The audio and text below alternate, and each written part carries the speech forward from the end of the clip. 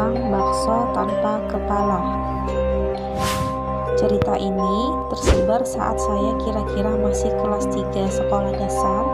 Pada saat itu ada cerita tentang penjual bakso tanpa kepala yang tepat jam 12 malam berkeliaran untuk mencari kepalanya.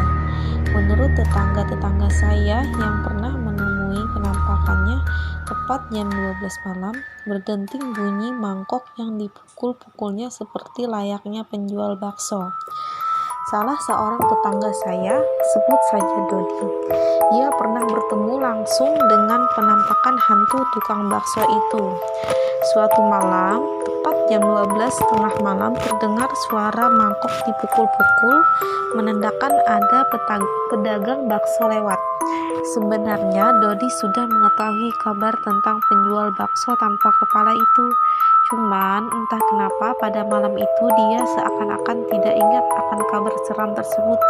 Mungkin karena lapar, jadi otak gak jalan saat denting mangkoknya tepat di depan rumahnya. Dengan kecepatan penuh dia menghampiri tukang bakso itu. "Mas bakso, 1 mangkok bakso sama minyak kasih jumbo, kuahnya dikit ya," teriak Dodi sambil mencari-cari sendal di teras rumahnya.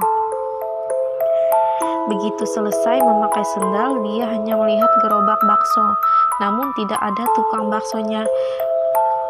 Bulu kuduk Dodi mulai merinding. Dia mulai teringat akan kabar-kabar yang sedang heboh-hebohnya dibicarakan.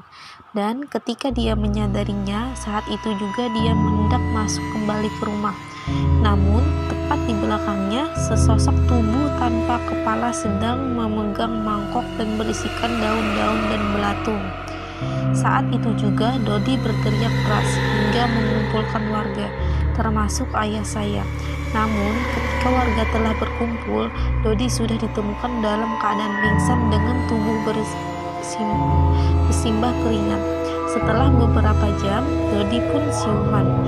Karena masih banyak orang yang berkumpul untuk mencari tahu tentang apa yang terjadi, akhirnya Dodi menceritakan semua kejadian yang dialaminya. Namun anehnya tidak ada satupun warga lain yang mendengar dentingan bakso tadi. Nah, kita kembali ke awal.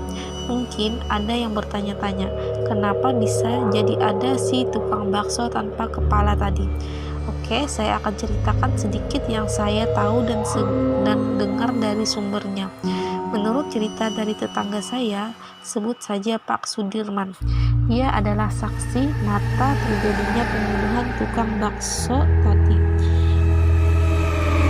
Menurut beliau, tukang bakso itu biasa lewat di gang dekat rumahnya Pak Sudirman. Penjual bakso itu sebenarnya orangnya baik dan ramah. Baksonya pun sudah cukup terkenal, ucap Pak Sudirman. Mendengar itu, saya langsung mengorek-ngorek beliau untuk dapat info yang lebih dalam.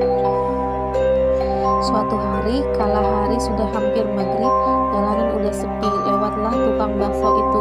Mungkin mau pulang karena hari sudah gelap. Ketika memasuki gang di dekat rumahnya Pak Sudirman, tukang bakso tersebut dicegat oleh segerombolan preman. Preman itu minta dibikinkan 4 bakso. Setelah kenyang, preman-preman itu bukannya bayar tapi malah maksa minta duit. Karena tidak mau menyerahkan semua uang hasil dagangannya, si tukang bakso pun melawan dan terjadilah perkelahian. Namun karena jumlah preman itu lebih banyak, akhirnya tukang bakso itu tidak berdaya.